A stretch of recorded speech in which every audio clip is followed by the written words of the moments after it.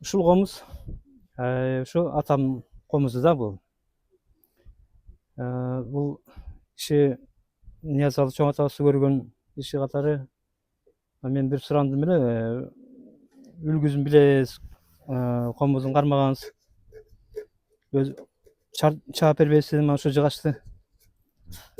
Мына жерде бир Калмамет деген абабыз бар эле, ошол атаман бир 3-4 жаш кичүү болчу ошол убакта. Бир 50-60 жыл болуп калган деди эле да ошо келгенине. Жыгачтын эле сомдолуп келген экен, монда кичинекей жыгач экен. Ошону атам чаап берген ушул комузду. Ошо эми Кудай кааласа ушу бир музейге коем да. Ниязалы музей ачылып калса, ушуну апарып берем деп турам эми баягы. Эми баягы сөзсүз эле ошо лишний комуз болбосо дагы баягы дел ошонун өзү да негизи. Мына кыздарын жакшылап неме кылып койсом, Кудай кааласа бир экспонат катары неме болуп калат. Анан эми кайсы жыллар чапты эле? Так. 90 жылдар, 90 жылы кетет, 90 жыл. Мындай будан оор үлгүлөр чабам, буну жөн эле чабамга дейм мындай эле. Эми мындай башка каалаган немеде жазайм да, негизинен колдон келет. Бир эле баягы үнүн чыгарыш керек негизи. Баягы комуз немесине жеткизиш керек да. Булар баягы эмнелер, эми ал убакта ырдаган, черткен, сәл эле неме чыкса болду. Анан бул баягы походный комуздар болгон да. Аркадан салып коюп мына жерден ат менен жүргөндө. Суур алып, чертип, ырдап жүргөн киши болгон да. Ошонусун ата айтып берчү беле, көрүп калып, кантип калып жүргөнүн комузун? Ооба. Менин бир немесин укканым, атам өзү согушка чейинки физо деп коет мына. Бизде мына Көкжаңакта ушул жакта окуган экен, жанагы даярдык катары бир деп узартылат физо. Ошодон келип калсам, Абилеттин экен дейт, баягы экинчи аялы Кара Чачтын үйүндө экен, ал бирдеке болуп, анан чал келиш керек болуп калат бияка үйүнө. Анан ошондо көчүрүп келгем деди да.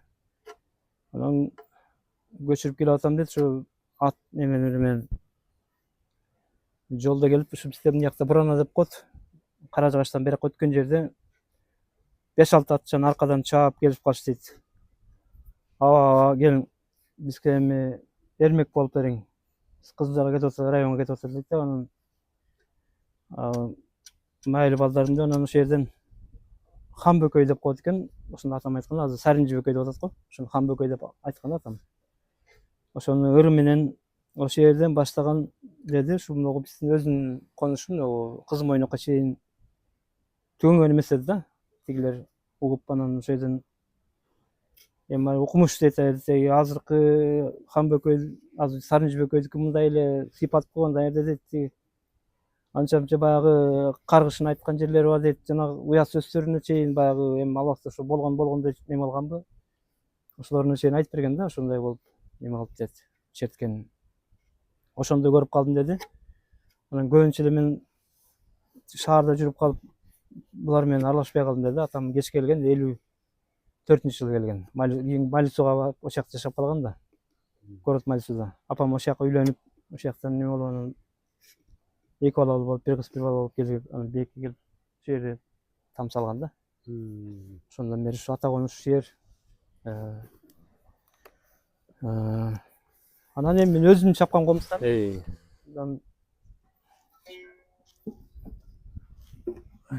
Мынагу азыр кулагы калды, ушу небереме. Мен эми баягы атайын делип узанбайм, ушу неберелериме анча-мынча мен болуп калса, отурган заказ болуп калса деп чаап койсом, ушу көлдөгү кызым Караколдо. Чоң кызы ошо комузга катышат экен, ошого сурангандан ошону жазып берип атам. Эми кулагын, кылын, краскасы бар мындай. Жыгач эмне жыгач? Өрүктөн. Деле өрүктөн. Башка жыгачтан жакшы болбойт. Өрүктүн бир жакшы жери баягы ызык суукта эч өзүн жоготпойт да. Башка жыгачтын эчке чыгарып, кайра киргизсең уже сүйлөбөй калат. Булар өтө катуу жыгач да. Бул кагайып калып жөн чапсаң чаба албайсың муну анча мынча. Кыйын да чабыш. Сынып кетет же жанагы катуу пластмасса сыяктуу эле да. Үнүн укпай элесиз. Мынуну даяр уже мына комуз мынакей. Бул ошо балдызым заказ кылды эле Бишкекте. Ошого эртең берип берем 8 мартка. Майрамына куттуктоо экен да.